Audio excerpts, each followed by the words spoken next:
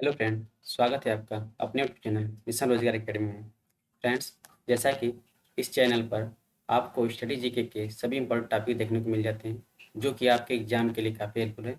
आशा करता हूँ फ्रेंड्स, मेरे द्वारा लाए गए सभी वीडियो आपके परीक्षा के लिए काफ़ी हेल्पफुल होगा। चलिए, आज के इस सेशन में भी हम स्टडी जीके के साइंस वाले पोर्शन से कुछ प्रश्न और उत्तर को हम देखेंगे। वीडियो स्टार्ट करने से पहले आपके लिए डेली की तरह ऊर्जावान थॉट्स जो आपको अंदर से मोटिवेट बनाए। असफलताएं इंसान को तोड़ देती हैं। असफलताएं इंसान को तोड़ देती है, जीवन की राहों को नया मोड़ देती है। जो करते हैं जी जान से प्रयास पूरा, असफलताएं उनका पीछा छोड़ देती हैं। तो कहने का मतलब है कि जो लोग दिन रात अपनी मंजिल को प्राप्त करने के लिए लगे रहते हैं, उनको असफलताएं भी छोड़ जाती है। वह एक न एक दिन सफल अवश्य होते हैं। चलिए फ्रेंड, इसी के साथ आज का सेशन स्टार्ट करते हैं। ये हैं साइंस के कुछ इम्पोर्टेंट क्वेश्चन आंसर। चलिए इसको सॉल्व करते हैं। पहला क्वेश्चन है, दाब का मात्रक है। तो ऑप्शन है किलोग्राम प्रति वर्ग सेंटीमीटर, किलोग्राम प्रति सेंटीमीटर, किलोग्राम प्रति मिलीमीटर, किलोग्राम प्रति घन सेंटीमीटर। और ई ऑप्शन है उपयुक्त में से कोई नहीं या उपयुक्त में से एक से अधिक। तो इसका राइट आंसर हो जाएगा ऑप्शन नंबर ई, इनमें से कोई नहीं। दाब बराबर क्या होता है? दाब बराबर बल बटे क्षेत्रफल होता है। P बराबर F बटे एरिया। तो इसका मात्रक हो जाएगा न्यूटन, बल का मात्रक न्यूटन और एरिया का मात्रक हो जाएगा मीटर स्क्वायर। तो दाब का मात्रक हो जाएगा न्यूटन प्रति मीटर स्क्वायर या न्यूटन मीटर के पावर -2।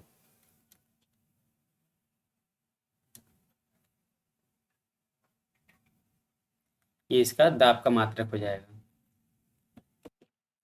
दाब का मात्रक न्यूटन मीटर पावर -2 का मात्रक है। अगला प्रश्न देखते हैं, विद्युत शक्ति की इकाई है। ऑप्शन है एम्पियर, वोल्ट, कूलाम, वाट। इसका राइट आंसर हो जाएगा विद्युत शक्ति का इकाई क्या है? तो वाट होता है। अगला प्रश्न देखते हैं, विद्युत मोटर में कौन सी प्रक्रिया होती है?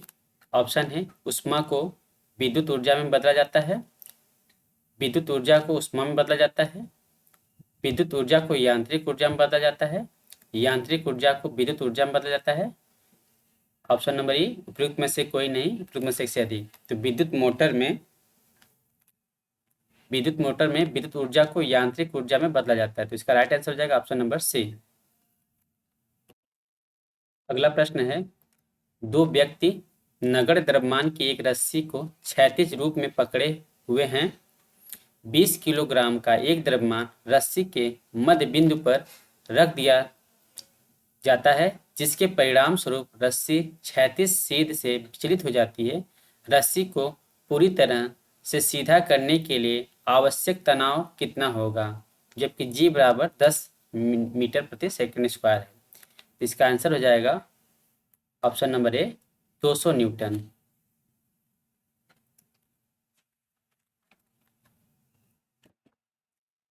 रस्सी का तनाव बल T बराबर F बटे L, बल बटे लंबाई के बराबर होता है। इसमें बल कितना लग रहा है? 20 किलोग्राम का इस पे बल लगाया जा रहा है, द्रव्यमान रखा जा रहा है।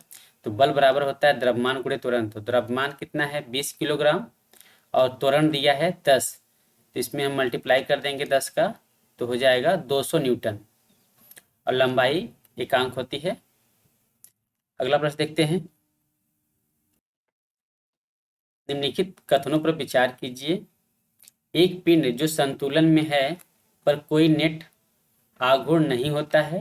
नेक्स्ट, किसी पिंड का संवेग सदैव संरक्षित होता है, किसी पिंड की गतिज ऊर्जा सदैव संरक्षित होती है। इसको बताना है कौन सा इसमें सही है। तो किसी एक पिंड जो संतुलन में है, कोई नेट आघूर्ण नहीं होता है, यह सही है। किसी पिंड का संवेग सदैव संरक्षित होता है, यह सही है। किसी पिंड की गतिज ऊर्जा सदैव संरक्षित होती है, गतिज ऊर्जा हमेशा चेंज रहती है, तो यह गलत है। तो इसका राइट आंसर हो जाएगा ऑप्शन नंबर सी। अगला प्रश्न देखते हैं। एक व्यक्ति किसी घर्षण रहित क्षैतिज धरातल पर खड़ा है। इस धरातल पर एक निश्चित दूरी तक वह कैसे आगे बढ़ सकता है? ऑप्शन है छींक कर, कूद कर, दौड़ कर, लुढ़क कर। इसका राइट आंसर हो जाएगा ऑप्शन नंबर ए, छींक करके। अगला प्रश्न है, निम्नलिखित में से किसका संहित केंद्र वस्तु के बाहर होता है? ऑप्शन है फाउंटेन पेन, क्रिकेट की गेंद, रिंग अर्थात वलय, पुस्तक। इसका राइट आंसर हो जाएगा ऑप्शन नंबर सी, रिंग या वलय। नेक्स्ट है, दो समान द्रव्यमान की वस्तुओं की गतिज ऊर्जाओं का अनुपात 4:9 है, तो उनके वेगों का अनुपात होगा। ऑप्शन है 4:9, 2:3, 16:81, √2/√3। इसका राइट आंसर हो जाएगा ऑप्शन नंबर बी। यहाँ पर गतिज ऊर्जाओं का अनुपात दिया है, तो गतिज ऊर्जा बराबर क्या होता है? के ई बराबर 1/2 mv², 1/2 mv²। और यहाँ पर गतिज ऊर्जा दिया हुआ है 4:9। ये किसके बराबर होगा? तो 2v² के। तो वेग कितना? वेग का अनुपात 2:3 है।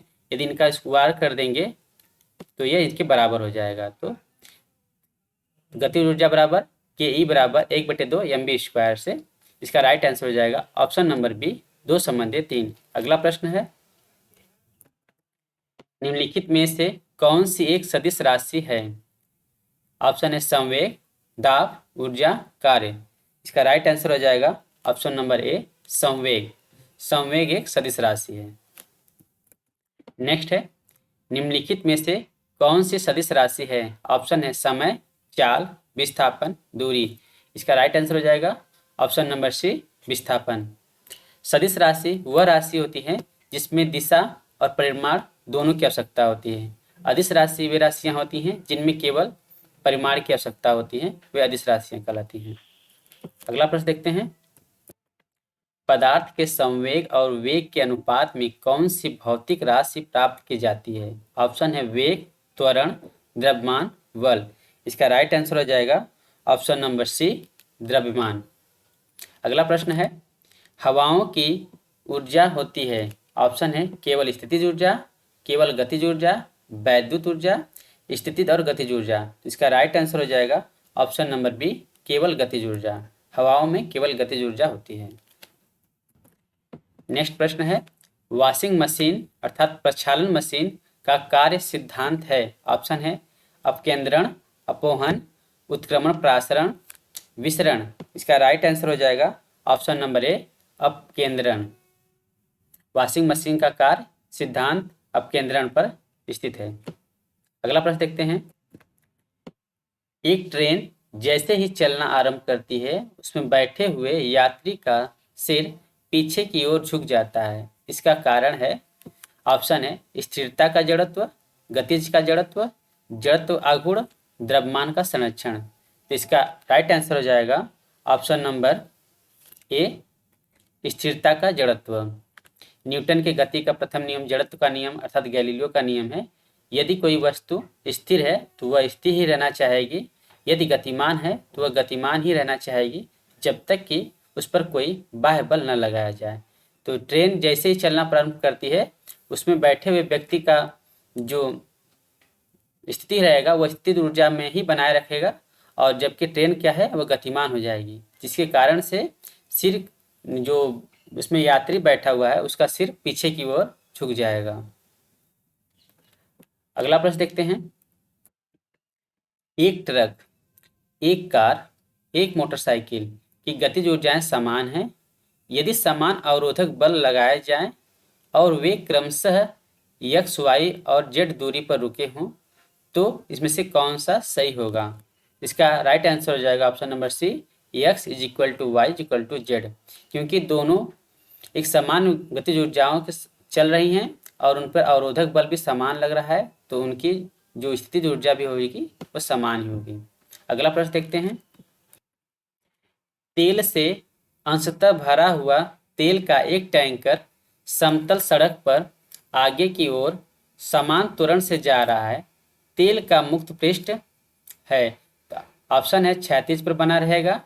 क्षैतिज से इस प्रकार आनत होगा कि पिछले सिरे पर कम गहराई होगी।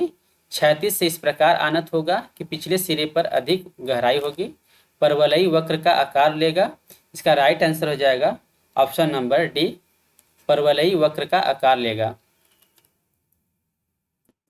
नेक्स्ट है, एक तीक्ष्ण वृत्ताकार पथ पर तीव्र गति से जाता हुआ चार पहियों वाला वाहन बाहरी पहियों पर उल्टेगा, अंदर के पहियों पर उल्टेगा, बाहर की तरफ फिसलेगा, अंदर की तरफ फिसलेगा। तो इसका राइट आंसर हो जाएगा ऑप्शन नंबर ऑप्शन नंबर इसका हो जाएगा ए, बाहरी पहियों पर उल्टेगा और बाहर की तरफ फिसलेगा। तो इसका राइट आंसर हो जाएगा ऑप्शन नंबर ए, 1 और 3 दोनों। अगला प्रश्न है, त्वरण ज्ञात करने का सही सूत्र कौन सा है? तो त्वरण ज्ञात करने का सही सूत्र ऑप्शन ये दिया है। तो हम जानते हैं न्यूटन की गति का प्रथम नियम होता है v बराबर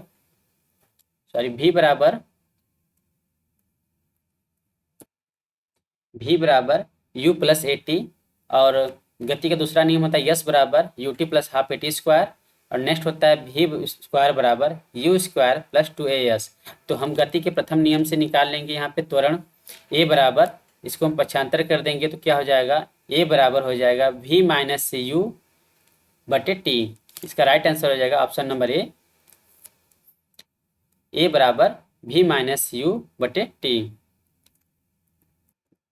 नेक्स्ट प्रश्न है, न्यूटन का पहला गति नियम संकल्पना देता है। इसका राइट आंसर हो जाएगा जड़त्व की, ऑप्शन नंबर डी, जड़त्व की। न्यूटन के गति का पहला नियम जड़त्व का नियम है, जिसे गैलीलियो का नियम भी कहते हैं। अगला प्रश्न है, रॉकेट किस सिद्धांत पर कार्य करता है? तो रॉकेट न्यूटन के गति के तीसरे नियम क्रिया प्रतिक्रिया नियम पर कार्य करता है। क्रिया प्रतिक्रिया नियम, यदि हम किसी वस्तु पर जितना बल लगा रहे हैं तो वह वस्तु भी विपरीत दिशा में उतना बल लगाएगी या आरोपित करेगी। एक क्रिया प्रतिक्रिया का नियम है। अगला प्रश्न है, पत्थर को ठोकर मारने से व्यक्ति को चोट लगने का कारण है? तो इसका ऑप्शन है जड़त्व, वेग, प्रतिक्रिया, संवेग। तो इसका राइट आंसर हो जाएगा ऑप्शन नंबर सी, प्रतिक्रिया। नेक्स्ट है, एक समान गति वाला पिंड त्वरित नहीं होता है, त्वरित हो सकता है, हमेशा त्वरित होता है, एक समान वेग होता है। तो इसका राइट आंसर हो जाएगा ऑप्शन नंबर बी, त्वरित हो सकता है। एक समान गति वाला पिंड त्वरित हो सकता है।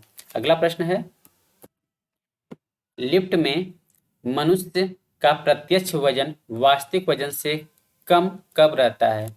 ऑप्शन है जब लिफ्ट समान गति से नीचे आ रही हो, जब लिफ्ट तेजी से ऊपर जा रही हो, जब लिफ्ट तेजी से नीचे आ रही हो, जब लिफ्ट समान गति से ऊपर जा रही हो। तो इसका राइट आंसर हो जाएगा ऑप्शन नंबर सी, जब लिफ्ट तेजी से नीचे आ रही हो तो उसका वास्तविक वजन जो है कम प्रतीत होता है।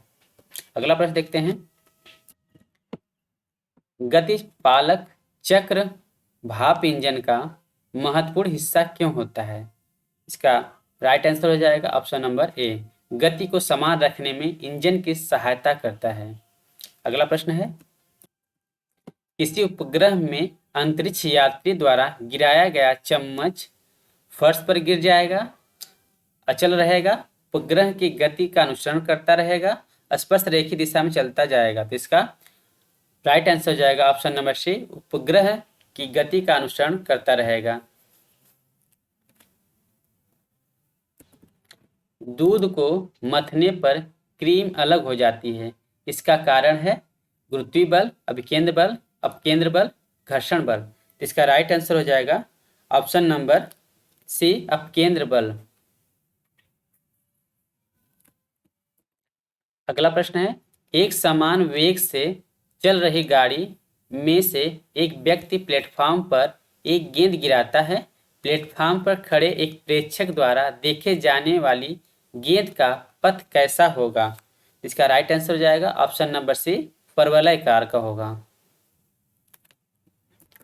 अगला प्रश्न है, एक गोली टकराती है और एक अनुप्रस्थ घर्षणहीन मेज पर पड़े एक ठोस ब्लॉक में धंस जाती है। इस प्रक्रिया में कौन सी राशि सुरक्षित है? ऑप्शन है संवेग और गतिज ऊर्जा, केवल संवेग, केवल गतिज ऊर्जा, न संवेग और न ही गतिज ऊर्जा। इसका राइट आंसर हो जाएगा ऑप्शन नंबर बी, केवल संवेग। अगला प्रश्न है, एक मकान की छत से भूमि की ओर पत्थर गिराया जाता है तो उस पत्थर की गतिज ऊर्जा अधिकतम कब होगी? उसके गिराने के तुरंत बाद, उसके आधी दूरी तक पहुंचने के बाद, भूमि पर पहुंचने के ठीक पहले, भूमि पर पहुंचने के बाद। तो उसकी अधिकतम गति भूमि पर पहुंचने से ठीक पहले। तो इसका राइट आंसर हो जाएगा ऑप्शन नंबर सी, भूमि पर पहुंचने से ठीक पहले उसकी गति सबसे अधिकतम होगी। नेक्स्ट है, रॉकेट की गति पर निम्नलिखित में से कौन सा संरक्षण सिद्धांत लागू होता है? इस पर क्रिया प्रतिक्रिया नियम भी लागू होता है और संवेग संरक्षण का नियम भी इस पर लागू होता है। तो रॉकेट की गति पर निम्नलिखित में से कौन सा संरक्षण नियम या सिद्धांत लागू होता है? तो संवेग संरक्षण का सिद्धांत लागू होता है। अगला प्रश्न है, निम्नलिखित में से किसने न्यूटन के पूर्व ही बता दिया था कि सभी वस्तुएं पृथ्वी की ओर गुरुत्वाकर्षित होती हैं? इसका राइट आंसर हो जाएगा option number D, Brahmagupta. Brahmagupta ने न्यूटन से पूर्व ही बता दिया था कि सभी वस्तुएं पृथ्वी की ओर गुरुत्वाकर्षित होती हैं या आकर्षित होती हैं। अगला प्रश्न है, गुरुत्वाकर्षण का सिद्धांत किसने दिया है? तो इसका राइट आंसर हो जाएगा option number C, Isaac Newton ने। गुरुत्वाकर्षण का सिद्धांत सर आइजैक न्यूटन ने दिया है। अगला प्रश्न है, अंतरिक्ष यात्री निर्वात में सीधे खड़े नहीं रह सकते हैं क्योंकि वहां गुरुत्व नहीं होता है। कोई व्यक्ति सीधा कब खड़ा होता है? जब उस पर गुरुत्व लागू होता है। तो अंतरिक्ष यात्री निर्वात में सीधे खड़े नहीं रह सकते हैं क्योंकि वहां पर गुरुत्व नहीं होता है। अगला प्रश्न है, अंतरिक्ष यान जो चक्कर लगा रहा है से एक शेष छोड़ा जाता है तो वह पृथ्वी की ओर गिरेगा, कम गति से गतिमान होगा, अंतरिक्ष यान के साथ साथ उसी गति से गतिमान होगा, अधिक गति से गतिमान होगा। तो इसका राइट आंसर हो जाएगा ऑप्शन नंबर सी, अंतरिक्ष यान के साथ साथ उसी गति से गतिमान होगा। अगला प्रश्न है, लकड़ी, लोहे व मोम के समान आकार के टुकड़ों को समान ऊंचाई से पृथ्वी पर गिराया जाता है।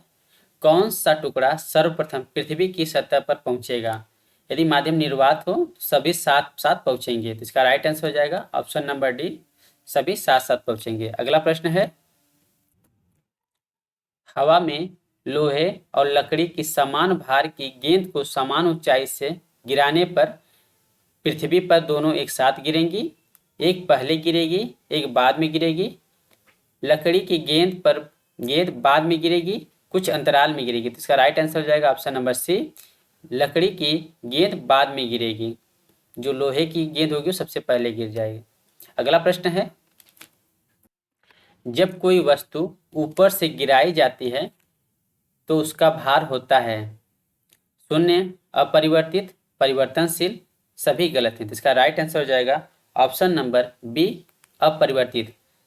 जब कोई वस्तु ऊपर से गिराई जाती है तो उसका भार अपरिवर्तित रहता है। अगला प्रश्न है, दो गेंदें ए तथा बी क्रमशः 10 किलोग्राम तथा 1 किलोग्राम की हैं। उन्हें 20 मीटर की ऊंचाई से एक साथ गिराया जाता है। तो निम्नलिखित में से कौन सा सही है? तो भूमि पर ए पहले पहुंचेगी, भूमि पर बी पहले पहुंचेगी, भूमि पर दोनों ए और बी एक साथ पहुंचेंगे, उपयुक्त में से कोई नहीं। तो इसका राइट आंसर हो जाएगा ऑप्शन नंबर सी, भूमि पर दोनों ए तथा बी एक साथ पहुंचेंगी। अगला प्रश्न देखते हैं, किसी पिंड का भार है ध्रुवों पर सर्वाधिक होता है? किसी पिंड का भार ध्रुवों पर सर्वाधिक होता है और विषुवत रेखा पर सबसे कम होता है। अगला प्रश्न है, पीसा की झुकी हुई मीनार गिर नहीं जाती है क्योंकि वह शीर्ष भाग में पतली हो गई है, वह बड़े तल क्षेत्रफल को आच्छादित करती है, इसका गुरुत्वाकर्षण केंद्र निम्नतम स्थिति में रहता है। अगला है, गुरुत्व केंद्र से जाने वाली ऊर्ध्वाधर लाइन या रेखा तल के अंदर रहती है। तो इसका राइट आंसर हो जाएगा ऑप्शन नंबर डी, गुरुत्व केंद्र से जाने वाली ऊर्ध्वाधर लाइन अर्थात रेखा तल के अंदर रहती है। कोई पिंड या कोई वस्तु तब तक स्थिर खड़ी हो सकती है जब तक उसका गुरुत्व बल एकदम सीधे बीच में रहता है, अंदर की तरफ रहता है, वह स्थिर खड़ा रहता है। अगला प्रश्न है, यदि पृथ्वी और सूर्य की दूरी जो है उसके स्थान पर दोगुनी होती तो सूर्य द्वारा पृथ्वी पर गुरुत्वाकर्षण बल जो पड़ता वह होता। ऑप्शन है अब जितना है उसका दोगुना, अब जितना है उसका 4 गुना, अब जितना है उसका चौथा गुना, अब जितना है उसका आधा। तो इसका राइट आंसर हो जाएगा ऑप्शन नंबर सी, अब जितना है उसका चौथा भाग। अगला प्रश्न देखते हैं, कथन कारण का। चंद्रमा पर मानव का वजन पृथ्वी की तुलना में 1/6 रहता है। कारण चंद्रमा पर पृथ्वी की तरह गुरुत्वाकर्षण नहीं है। तो इसका राइट आंसर बताना है आपको। तो कथन और कारण दोनों सही हैं तथा कारण कथन को सही स्पष्ट करता है। कथन और कारण दोनों सही हैं, दोनों कथन और कारण एक दूसरे को स्पष्ट नहीं करते हैं। कथन सही है परंतु कारण गलत है। नेक्स्ट है कथन गलत है परंतु कारण सही। तो इसका राइट आंसर हो जाएगा ऑप्शन नंबर सी, कथन सही है परंतु कारण जो है गलत है। चंद्रमा पर मानव का वजन पृथ्वी की तुलना में 1/6 रहता है, यह आंसर सही है। अगला प्रश्न देखते हैं, मानव शरीर का भार होता है। तो मानव शरीर का भार ध्रुवों पर अधिक होता है और विषुवत रेखा पर सबसे कम होता है। अगला प्रश्न देखते हैं, यदि पृथ्वी का गुरुत्वाकर्षण बल अचानक लुप्त हो जाता है तो निम्न में से कौन सा परिणाम सही होगा। वस्तु का भार शून्य हो जाएगा परंतु द्रव्यमान वही रहेगा, ये सही है। इसका राइट आंसर हो जाएगा ऑप्शन नंबर ए, वस्तु का भार शून्य हो जाएगा परंतु द्रव्यमान वही रहेगा। अगला प्रश्न है, पृथ्वी के चारों ओर परिक्रमा कर रहा कृत्रिम उपग्रह इसलिए पृथ्वी पर नीचे नहीं गिरता क्योंकि पृथ्वी का आकर्षण उसकी गति के लिए आवश्यक त्वरण प्रदान करता है। तो इसका राइट आंसर हो जाएगा ऑप्शन नंबर डी। अगला प्रश्न है, अपने कक्ष में एक उपग्रह पृथ्वी के चक्कर लगाता रहता है, वह ऐसा निम्न में से किस कारण से करता है। तो इसका राइट आंसर हो जाएगा ऑप्शन नंबर बी, केंद्राभिमुखी बल के कारण वह ऐसा करता है। अगला प्रश्न है, प्रकृति के ज्ञात बलों को 4 वर्गों में विभाजित किया जा सकता है, जैसे कि गुरुत्व, विद्युत चुंबकत्व, दुर्बल नाभिकीय बल और प्रबल नाभिकीय बल। उनके संदर्भ में निम्नलिखित कथनों में से कौन सा एक सही नहीं है। तो गुरुत्व चारों में सबसे प्रबल है, ये गलत है, गलत ही हमको बताना है। तो इसका राइट आंसर हो जाएगा ऑप्शन नंबर ए। पृथ्वी चुंबकत्व सिर्फ विद्युत आवेश वाले कणों पर क्रिया करता है, सही है। दुर्बल नाभिकीय बल विघटन नाभिकता का कारण है, यह भी सही है। प्रबल नाभिकीय बल परमाणु के केंद्र में प्रोटॉनों और न्यूट्रॉनों को धारित किए रहते हैं, यह सही है। तो इसका गलत हो जाएगा, गुरुत्व चारों में सबसे प्रबल है। अगला प्रश्न देखते हैं, लोलक की कालावधि टाइम पीरियड निर्भर करती है। तो लोलक की लंबाई के ऊपर, लोलक की कालावधि या टाइम पीरियड लोलक की लंबाई के ऊपर निर्भर करती है। अगला प्रश्न है, लोलक घड़ियां गर्मियों में सुस्त हो जाती हैं, इसका कारण है लोलक की लंबाई बढ़ जाती है। लोलक की लंबाई बढ़ने से गर्मियों में लोलक घड़ियां सुस्त हो जाती हैं, लंबाई बढ़ जाएगी तो उसमें टाइम टेकिंग ज़्यादा हो जाएगा। अगला प्रश्न देखते हैं, एक लड़की झूले पर बैठी स्थिति में झूला झूल रही है, उस लड़की के खड़े हो जाने पर प्रदोलन आवर्तकाल पर क्या असर पड़ेगा। कम हो जाएगा, अधिक हो जाएगा, लड़की की ऊंचाई पर निर्भर करेगा, अपरिवर्तित हो जाएगा। तो इसका राइट आंसर हो जाएगा ऑप्शन नंबर ए, कम हो जाएगा। क्योंकि जब लड़की झूले पर बैठी हुई स्थिति में रहेगी तो उसकी लंबाई, लोलक की लंबाई अधिक रहेगी और जैसे खड़ी होती है तो उसकी लंबाई घट जाती है। सॉरी, जब बैठी स्थिति में रहेगी तो लोलक की जो लंबाई है वह घट जाती है, जिसकी वजह से आवर्तकाल भी कम हो जाता है। अगला प्रश्न देखते हैं, इसमें बताना है कौन सा सही है। एक समान दोलक का दोलन चल रहा है, ऐसे में जब गोला माध्य स्थान से गुजरता है त्वरण शून्य होता है। बिल्कुल सही है, जब गोला माध्य स्थान से गुजरता है तो त्वरण शून्य होता है। हर आवर्त में गोलक 2 बार किसी एक निर्दिष्ट वेग को प्राप्त करता है, तो यह भी राइट है। दोलन के दौरान जब गोला चरम स्थिति पर पहुंचता है तो उसकी गति और त्वरण दोनों शून्य हो जाती है, तो ये गलत है।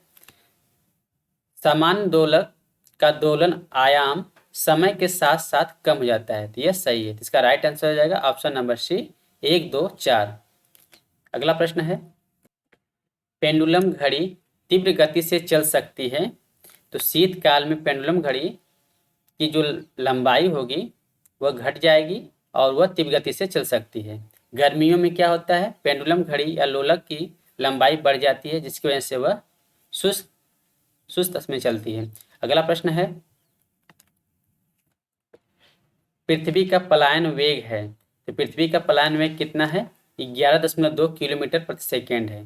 पृथ्वी का पलायन वेग 11.2 किलोमीटर प्रति सेकेंड है। नेक्स्ट है, अगर किसी वस्तु को 8 किलोमीटर प्रति सेकेंड के वेग से अंतरिक्ष में फेंका जाए तो क्या होगा, तो वह वस्तु वापस पृथ्वी पर आ गिरेगी, क्योंकि पृथ्वी का पलायन वेग 11.2 किलोमीटर प्रति सेकेंड होता है। अगला प्रश्न है, चंद्रमा पर वायुमंडल नहीं होने का क्या कारण है।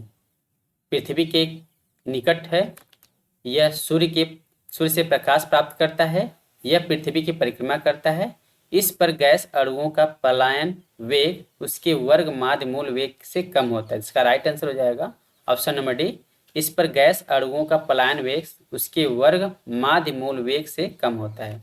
नेक्स्ट है, बॉल पेन किस सिद्धांत पर काम करता है। इसका राइट आंसर हो जाएगा ऑप्शन नंबर सी, गुरुत्वीय बल पर। नेक्स्ट है, किसी पिंड का वजन किसके केंद्र से प्रतिक्रिया करता है। इसका राइट आंसर हो जाएगा गुरुत्वाकर्षण और द्रव्यमान। इसका right answer option number C, A और बी दोनों। किसी पिंड का वजन किसके केंद्र से प्रतिक्रिया करता है, तो गुरुत्वाकर्षण और द्रव्यमान दोनों से। नेक्स्ट है, जब गुरुत्वाकर्षण के प्रभाव के अधीन परवलयी पथ में जाने वाला विस्फोटक आवरण फटता है तो उसके अंशों का द्रव्यमान केंद्र किस ओर संचालित होता है। इसका राइट आंसर हो जाएगा ऑप्शन नंबर सी, मूल परावलयिक पथ के साथ साथ संचालित होता है। नेक्स्ट है, तुल्यकाली उपग्रह के परिक्रमण की अवधि होती है 24 घंटे। इसका राइट आंसर हो जाएगा ऑप्शन नंबर सी, 24 घंटे। नेक्स्ट है, किसी तुल्यकाली उपग्रह की पृथ्वी की सतह से ऊंचाई लगभग कितनी होती है, तो 36,000 किलोमीटर ऊंचाई होती है। तो इसका राइट आंसर हो जाएगा ऑप्शन नंबर ए। नेक्स्ट है, पैराशूट धीरे धीरे नीचे आता है जबकि उसी ऊंचाई से फेंका गया पत्थर तेजी से गिरता है, क्योंकि पैराशूट के पृष्ठ का क्षेत्रफल ज़्यादा है, अतः वायु का प्रतिरोध अधिक है। तो इसका राइट आंसर हो जाएगा ऑप्शन नंबर बी। अगला प्रश्न है, गुरुत्व की क्रिया के अंतर्गत मुक्त रूप से गिर रही वस्तु का भार क्या होता है, तो शून्य होता है। गुरुत्व की क्रिया के अंतर्गत मुक्त रूप से गिर रही वस्तु का भार शून्य होता है। अगला प्रश्न है, पेंडुलम को चंद्रमा पर ले जाने पर उसकी समयावधि पर क्या प्रभाव पड़ेगा, तो उसकी समयावधि पर बढ़ जाएगी। पेंडुलम को चंद्रमा पर ले जाने पर उसकी समयावधि बढ़ जाएगी। अगला प्रश्न है, वायुमंडलीय हवा पृथ्वी पर रखी जाती है तो गुरुत्व द्वारा। वायुमंडलीय हवा पृथ्वी पर रखी जाती है गुरुत्व द्वारा। नेक्स्ट है, साधारण यंत्र किसी व्यक्ति की सहायता करता है तो कम बल का प्रयोग करके भी उतनी ही मात्रा में काम करने में। तो इसका राइट आंसर हो जाएगा ऑप्शन नंबर बी, साधारण यंत्र किसी व्यक्ति की सहायता करता है कम बल का प्रयोग करके उतनी ही मात्रा में काम करने में। अगला प्रश्न है, एक व्यक्ति एक संवेदनशील तराजू पर खड़ा है, यदि वह गहरी सांस अंदर लेता है तो तराजू की रीडिंग पर क्या असर पड़ेगा। तराजू की रीडिंग क्या हो जाएगी, घट जाएगी। यदि व्यक्ति तराजू पर संवेदनशील तराजू पर खड़ा है, यदि वह गहरी सांस लेता है अंदर की तरफ लेता है तो तराजू की रीडिंग घटेगी। तो इसका राइट आंसर हो जाएगा ऑप्शन नंबर बी। अगला प्रश्न है, बल गुणनफल है तो द्रव्यमान और त्वरण का। तो बल बराबर क्या होता है, द्रव्यमान गुणे त्वरण। तो बल गुणनफल है किसका, द्रव्यमान और त्वरण का। अगला प्रश्न है, ऊर्जा संरक्षण का आशय है कि ऊर्जा का न तो सृजन हो सकता है और न ही विनाश हो सकता है। तो इसका राइट आंसर हो जाएगा ऑप्शन नंबर डी। ऊर्जा संरक्षण का सिद्धांत है, ऊर्जा का न तो सृजन किया सकता है और न ही विनाश किया सकता है। ऊर्जा एक रूप से दूसरे रूप में परिवर्तित होता है। अगला प्रश्न है, वायु शक्ति में ऊर्जा का कौन सा रूप विद्युत ऊर्जा में परिवर्तित होता है। तो इसका राइट आंसर हो जाएगा ऑप्शन नंबर ए, गतिज ऊर्जा। वायु शक्ति में ऊर्जा का कौन सा रूप विद्युत ऊर्जा में परिवर्तित होता है, तो गतिज ऊर्जा। अगला प्रश्न है, इलेक्ट्रिक बल्ब की खोज किसने की। तो इलेक्ट्रिक बल्ब की खोज थॉमस एडिसन ने की, थॉमस अल्वा एडिसन ने की। इसका राइट आंसर हो जाएगा ऑप्शन नंबर ए। अगला प्रश्न है, घड़ी के स्प्रिंग में भंडारित ऊर्जा है। तो घड़ी के स्प्रिंग में स्थितिज ऊर्जा होती है। अगला प्रश्न है, निम्नलिखित में से किसे एक स्नेहक या लुब्रिकेंट के रूप में भी प्रयोग किया जाता है। इसका राइट आंसर हो जाएगा option number B, graphite. Next है, निम्न में से कौन सा बल क्षयकारी बल है। निम्न में से कौन सा बल क्षयकारी बल है, तो घर्षण बल क्षयकारी बल है। अगला प्रश्न है, सड़क पर चलते समय किसी बैलगाड़ी के पहियों की गति किसका उदाहरण है। तो ऑप्शन नंबर सी, स्थानांतरी और घोड़ी गति की। अगला प्रश्न है, फ्रिक्शन कोण और रिपोज कोण निम्नलिखित में से किस रूप में होता है। तो ऑप्शन नंबर ए, एक दूसरे के समान। फ्रिक्शन कोण, रिपोज कोण एक दूसरे के समान होते हैं। अगला प्रश्न है, पहिए में बॉल वेयरिंग का काम है तो गतिज घर्षण को बेलन घर्षण में बदलना। पहिए में बॉल वेयरिंग का काम गतिज घर्षण को बेलन घर्षण में बदलना। इसका राइट आंसर है ऑप्शन नंबर बी। अगला प्रश्न है, एक पूर्णतः घर्षणहीन पृष्ठ पर खड़ा एक व्यक्ति सीटी बजाने से अपने को गति में ला सकता है। बिल्कुल सही है। यदि किसी तंत्र पर कोई बाह्य बल क्रियाशील नहीं है तो इसका संवेग यच परिवर्तित नहीं हो सकता है। तो सही है, दोनों सही हैं, पर इसका राइट आंसर हो जाएगा ऑप्शन नंबर बी। ए और आर दोनों सही हैं और आर ए का सही स्पष्टीकरण नहीं है। अगला प्रश्न है, सड़क पर चलने की अपेक्षा बर्फ पर चलना कठिन है क्योंकि बर्फ में सड़क की अपेक्षा घर्षण कम होता है। नेक्स्ट है, कथन और कारण दिया है। तो भरी हुई बैलगाड़ी को चलाने में उसे चलायमान रखने के लिए आवश्यक ताकत से अपेक्षाकृत अधिक ताकत से धक्का देना पड़ता है। निष्कर्ष में है, एक बार गाड़ी चल पड़ने पर बाद घर्षण कम होता है। तो भरी हुई बैलगाड़ी को चलाने में उसे चलायमान रखने के लिए आवश्यक ताकत से अपेक्षाकृत अधिक ताकत से धक्का देना पड़ता है। तो एक बार गाड़ी चल पड़ने के बाद घर्षण कम होता है। अगला प्रश्न देखते हैं, एक व्यक्ति जो विराम में बैठा है सड़क से कार से चार पहियों में से प्रत्येक पर प्रतिक्रिया आर है। जब कार सीधी समतल सड़क पर चलेगी तो अग्र पहियों में प्रत्येक पर प्रतिक्रिया में क्या परिवर्तन आएगा। ऑप्शन है, यह आर से अधिक होगा, यह आर से कम होगा, यह आर के बराबर होगा, यह सड़क के पदार्थ पर निर्भर करेगा। तो इसका राइट आंसर हो जाएगा ऑप्शन नंबर बी, यह आर से कम होगा। नेक्स्ट है, लोहे का एक गोला पारद पर तैरता है किंतु पानी में डूब जाता है। सही है, लोहे का अपेक्षिक घनत्व पारद के अपेक्षिक घनत्व से अधिक होता है। गलत है। तो इसका राइट आंसर हो जाएगा ऑप्शन नंबर सी, लोहे का घनत्व पारद के अपेक्षिक घनत्व से कम होता है। अगला प्रश्न देखते हैं, लोहे की कील पारे पर क्यों तैरती है जबकि वह पानी में डूब जाती है। तो कोई वस्तु पानी पर तैरने के लिए उसके सापेक्षिक घनत्व पर निर्भर होती है। यदि उसका घनत्व जो है जल से कम है तो वह जल में तैरेगी, अगर घनत्व अधिक है तो वह जल में डूब जाएगी। तो लोहे की कील पारे पर क्यों तैरती है जबकि वो पानी में डूब जाती है। तो इसका राइट आंसर हो जाएगा ऑप्शन नंबर सी, लोहे का घनत्व पानी से अधिक है तथा पारे से कम है। नेक्स्ट है, जब कुएं से पानी की बाल्टी को ऊपर खींचते हैं तो हमें महसूस होता है कि बाल्टी पानी की सतह से ऊपर भारी हो गई है, पानी की सतह से ऊपर हल्की हो गई है, पानी से बाहर आकर स्थिरता खो बैठी है, पानी से बाहर आकर उसके द्रव्यमान में वृद्धि हुई। तो इसका राइट आंसर हो जाएगा ऑप्शन नंबर ए। इसका राइट आंसर हो जाएगा ऑप्शन नंबर ए, पानी की सतह से ऊपर यह भारी हो गई है। नेक्स्ट है, एक भारहीन गुब्बारे में 200 ग्राम जल भरा गया है, इसका जल में भार होगा, इसका जल में भार 0 होगा। नेक्स्ट है, बादलों के वायुमंडल में तैरने का कारण है उनका कम घनत्व।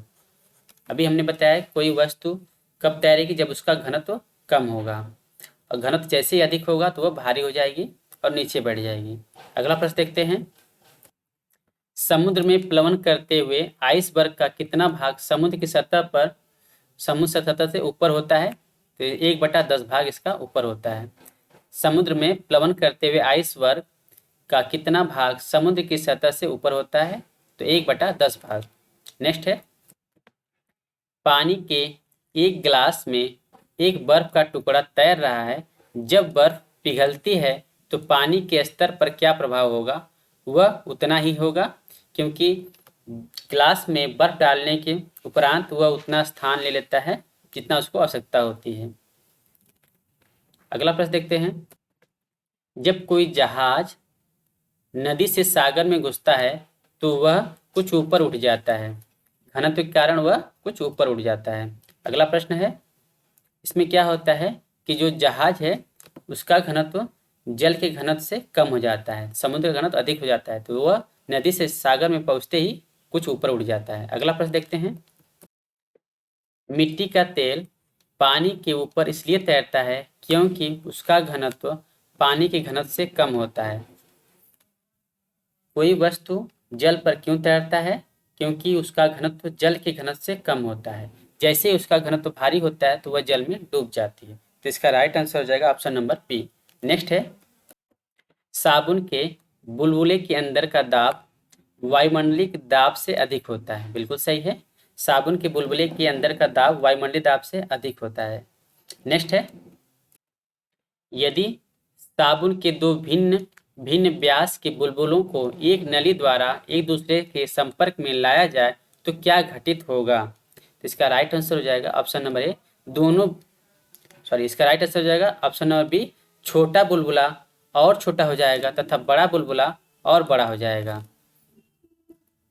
यदि साबुन के दो भिन्न भिन्न व्यास के बुलबुलों को एक नली द्वारा एक दूसरे के संपर्क में लाया जाए तो क्या घटित होगा? तो इसका राइट आंसर हो जाएगा ऑप्शन नंबर बी, छोटा बुलबुला और छोटा हो जाएगा और बड़ा बुलबुला और बड़ा हो जाएगा। नेक्स्ट देखते हैं, जब शुद्ध जल में डिटर्जेंट डाला जाता है तो पृष्ठ तनाव घट जाता है। जल में शुद्ध जल में डिटर्जेंट डालने पर उसका पृष्ठ तनाव क्या होता है? घट जाता है। नेक्स्ट है, एक वर्षा की बूंद की गोलाकार आकृति का कारण है पृष्ठ तनाव। इसका राइट आंसर हो जाएगा ऑप्शन नंबर बी, पृष्ठ तनाव। एक वर्षा की बूंद की गोलाकार आकृति का कारण उसका पृष्ठ तनाव होता है। तो ये रहे साइंस के कुछ इंपॉर्टेंट क्वेश्चन। ऐसा करता हूँ फ्रेंड्स, यह वीडियो आपके लिए काफ़ी हेल्पफुल होगा। मिलते हैं अगले वीडियो में कुछ और भी क्वेश्चन और आंसर को लेकर के। तब तक के bye bye, thank you, have a nice day.